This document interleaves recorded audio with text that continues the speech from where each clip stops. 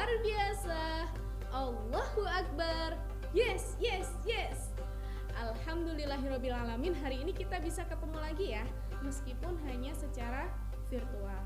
Nah, hari ini Ustazah akan berkisah, mendongeng, menceritakan seorang pemuda yang sangat dikenal oleh kalangan kaum surga. Siapakah itu? Yuk ikutin cerita Ustazah. Nah, kisah ini bercerita tentang seorang pemuda bernama Uwais Al-Qarni yang hidup di zaman Nabi Muhammad SAW. Nama Al-Qarni yang disematkan kepadanya memiliki arti yang dalam bahasa Arab artinya penghuni langit. Melalui kisah ini, kita akan mengetahui sosok Uwais yang namanya sangat dikenal sampai ke langit. Uwais adalah seorang pemuda yang berasal dari negeri Yaman. Sejak lahir, dia memiliki penyakit sopak atau belang-belang putih di seluruh tubuhnya. Uwais adalah pemuda soleh dan giat bekerja. Setiap hari, ia mengembala domba milik tetangga untuk memenuhi kebutuhan hidupnya.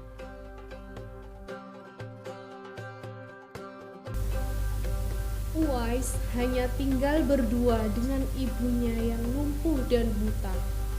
Walaupun hidup miskin, Uwais selalu bersyukur dan sangat menyayangi ibunya. Ia selalu berusaha untuk memenuhi permintaan sang ibu. Pada suatu hari, "Uwais anakku, kemarilah sebentar," kata ibu. "Baik Bu, apa yang bisa aku bantu Ibu?" jawab Uwais.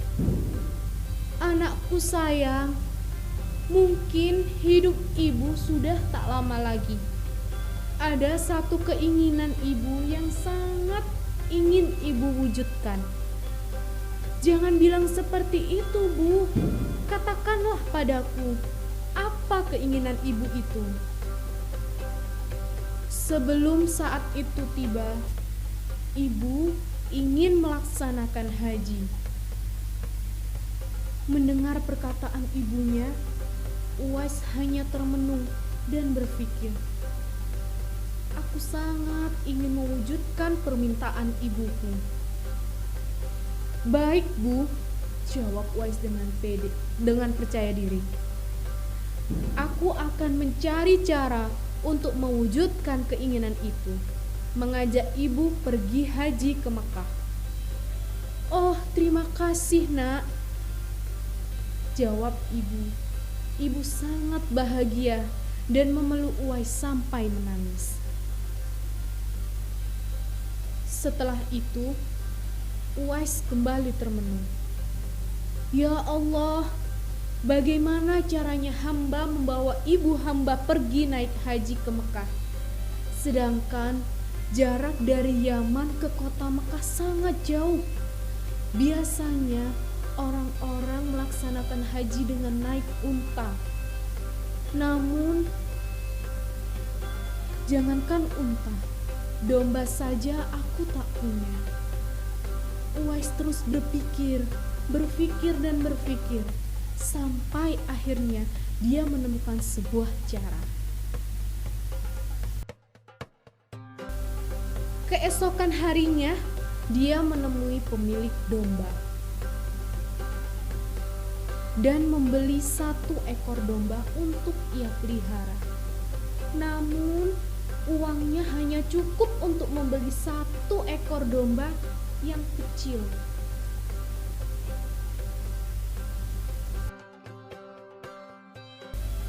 Kira-kira apa yang akan dilakukan Uwais? Setiap hari, Uwais menggendong anak domba itu naik turun bukit. Sampai-sampai orang yang melihatnya tertawa. "Hei, lihat Uwais anak itu. Apa yang dilakukannya dengan domba itu? Dasar anak aneh," ujar mereka. "Hahaha, Uwais gila," kata mereka. Tapi Uwais tidak mendengarkan perkataan orang-orang tersebut. Yang ia pikirkan hanyalah ibu dan ibunya saja. 8 tahun sudah berlalu. Anak domba Uwais semakin bertambah besar dan beratnya mencapai 100 kg. Begitu pula dengan tubuh Uwais. Badannya semakin kekar dan bertenaga.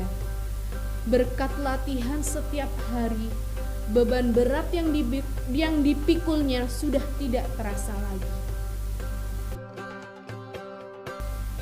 Nah, tiba waktunya Uwais mengantarkan ibunya pergi ke Mekah untuk menunaikan haji.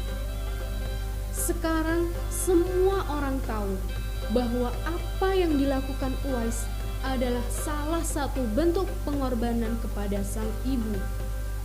Uwais menggendong ibunya dari Yaman sampai ke Mekah. Masya Allah, alangkah besarnya cinta Uwais kepada ibunya.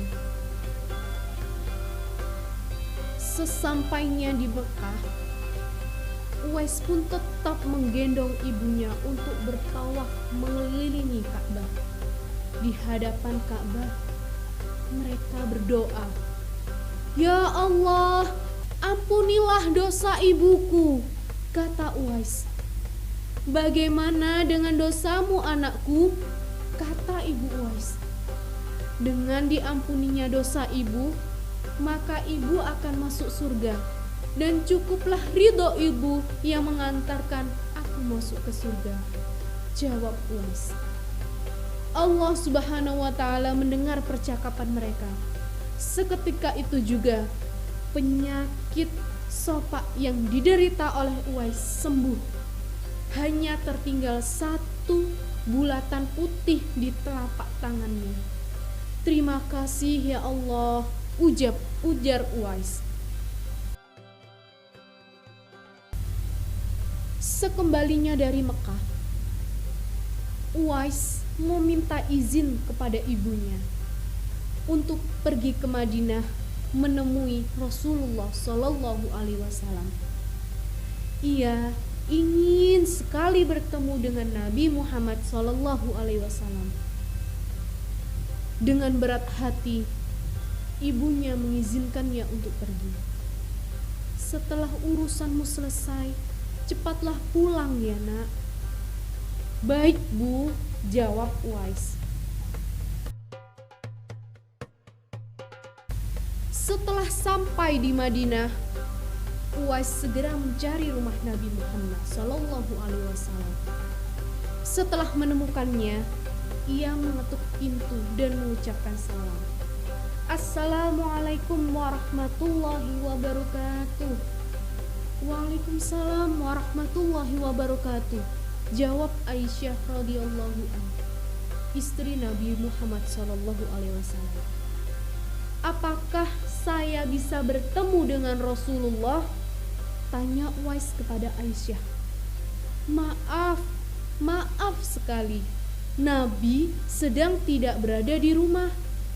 Beliau sedang berperang dan tidak tahu pasti kapan akan kembali. Mungkin sebulan atau beberapa bulan lagi, jawab Aisyah. Uwais bingung dihadapkan 2 pilihan, menunggu Nabi atau segera pulang ke Yaman. Bayangan sang ibu yang sudah tua muncul di benaknya. "Baiklah kalau begitu, saya pamit kembali ke Yaman. Ada seorang ibu yang menunggu kedatangan saya. Sampaikan salam saya kepada Rasulullah Shallallahu Alaihi Wasallam jika beliau kembali berperang. Terima kasih," kata Uwais. Uwais pun kembali ke Yaman dengan perasaan sedih. Di satu sisi, Uwais sangat ingin bertemu dengan Rasulullah Shallallahu Alaihi Wasallam, tapi di sisi lain, ia sangat mengkhawatirkan kondisi ibunya yang ada di Yaman. Dan akhirnya dia memilih untuk segera pulang ke Yaman. Peperangan telah usai. Nabi Muhammad SAW telah kembali ke Madinah. Aisyah menceritakan bahwa ada seorang pemuda yang mencari beliau. Nabi pun mengatakan bahwa Uwais adalah pemuda yang sangat taat kepada ibunya. Karena ketaatannya kepada ibunya, Uwais sangat terkenal di kalangan penghuni langit. Suatu hari, Nabi Muhammad SAW berbincang-bincang dengan Umar bin Khattab dan Ali bin Abi Thalib. Beliau menceritakan tentang sosok Uwais. Apabila kalian bertemu dengan Uwais, mintalah doa dan istighfar kepadanya. Dia penghuni langit. Perhatikan di telapak tangannya, ada tanda berwarna putih. Sejak lahir, ia menderita penyakit sopak. Namun atas kesolehan dan ketaatan kepada ibunya, Allah Subhanahu wa Ta'ala menyembuhkan penyakitnya. Nah, sampai pada akhir kematian Uwais, terjadi sebuah peristiwa yang sangat menggemparkan. Banyak sekali orang yang hadir untuk mengurus pemakamannya. Orang-orang itu adalah penduduk langit yang dikirim oleh Allah Subhanahu wa Ta'ala. Masya Allah, sungguh mulia sosok Uwais ini. Nah, anak-anak, dalam kisah ini kita dapat ambil sebuah pelajaran berharga bahwa kita harus berbakti kepada orang tua. Semoga kisah Uwais Al-Qarni ini dapat menjadi pengingat bahwa kita harus selalu mendoakan orang tua di setiap saat dan menambah ketaatan kepada mereka. Oke anak-anak, sekian cerita dari Ustazah.